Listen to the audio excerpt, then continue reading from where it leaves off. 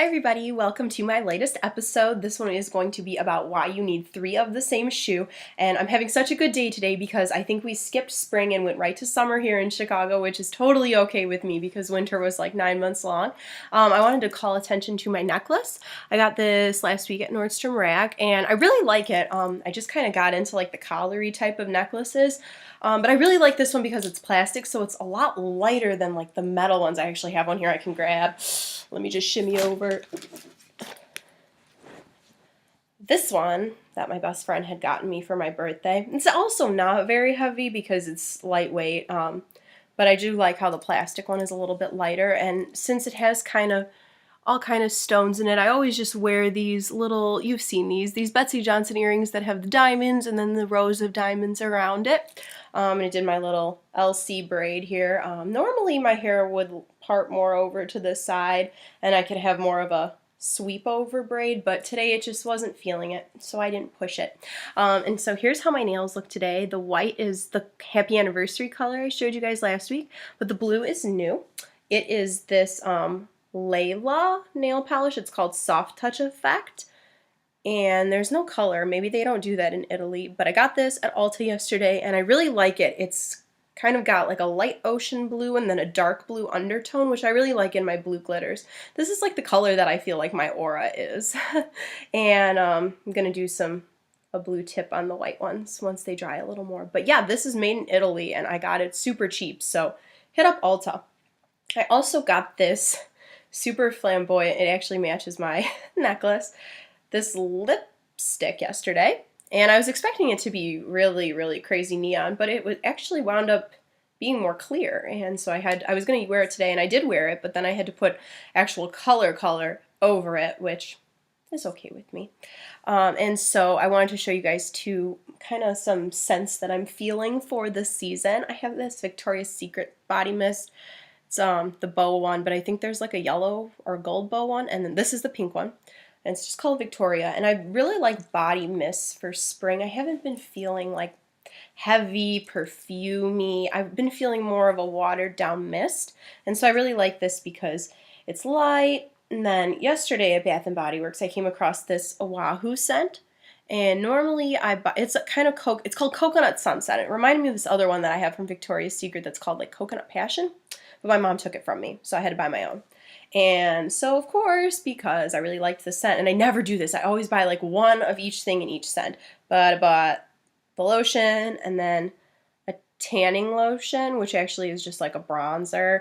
And I'm going to tease because I'm eventually going to do an episode about all my favorite like sun products, tanning products, after sun moisturizers, all that jazz. And I just think that this one's going to look really, really cute on my desk at work because of the little hibiscus flowers. Will be something happy that I could look at. And attention, everybody, we can now use our summer moisturizers. We don't have to keep using our super hydrating, thirst-quenching winter moisturizers, and so this is the one that I use in the summer. It's the Olay one, SPF 15. It's the sensitive skin one, yeah. And I really like this one. It's really affordable, especially when I spend all winter using the Clinique one. It's kind of nice to have a little bit of a more affordable one to switch to, especially when your skin's not quite as parched as it is in the winter. Okay, and so this episode is called Why You Need 3 of the Same Shoe, and it was actually inspired because I bought 3 of pretty identical booties all in the same day because I just couldn't decide, and I kind of saw each of their own little characteristics that I could see working with one outfit versus not working with another. So we're going to start from flat to heel, and I think I showed these in another fashion cast, and I had mentioned how the footbed was incredibly comfortable, especially for a bootie. Sometimes these can be really rigid. And these are Elliott Luca. And so these are like my flat ones, nice normal taupe color. I really like, actually couldn't pass them up because of this little gold part in the front. And then the back actually, and like the side here, you could see that some of it's like woven in metallic. Really like these. They go with a lot of stuff. Some days you just can't wear a heel. You just can't do it physically. And so I like these for that kind of a day. Okay, now these really like because they got a whole lot going on. They've got these cool straps. They got a nice heel. Oh, I also wanted to mention that the heel on the other one, I'll show you, it tends to scratch because it's not coated. See the difference between these two? So you just have to kind of keep that in mind. But the rest of this shoe scratches easier than the rest of the other shoe. So I really like these. They're pointy-toed, and it's actually kind of got like a darker toe that matches the rest, and then this part here is a bit lighter.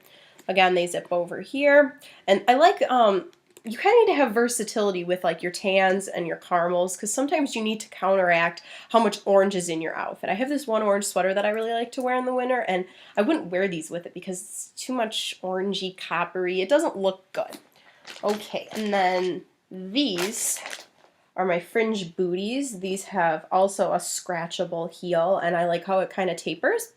Just nice, normal, rounded front, and then party in the back. All kinds of fringe. And these are Jessica Simpson.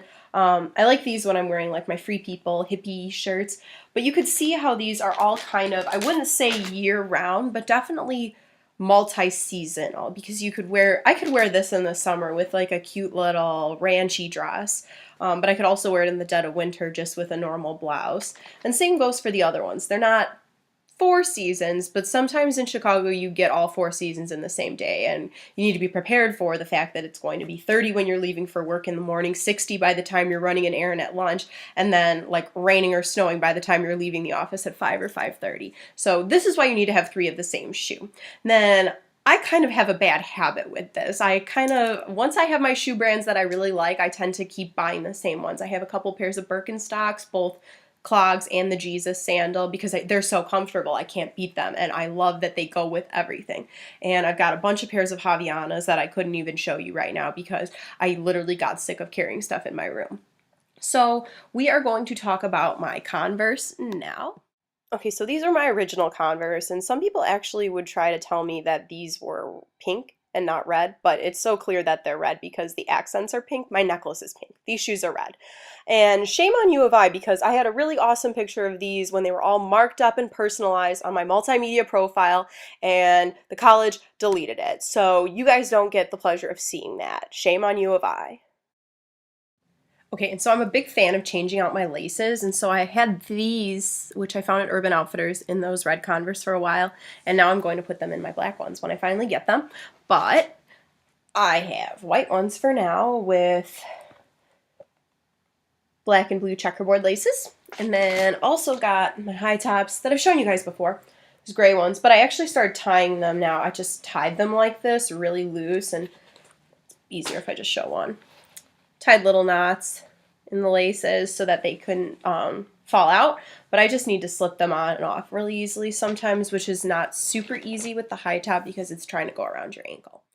Okay, so I'm just going to start rolling this footage here that I took off the Sperry website. I was way ahead of my gender on the Sperry craze. I was really in a nautical obsession back in like 2006, and I had, which I will show you in a second here, my pair of brown Sperry's that, you know, matched everything, just some normal boat shoe. They weren't men's shoes. I have too narrow of a foot to ever wear a man's shoe, but that doesn't mean that I wouldn't if there was a narrow enough one.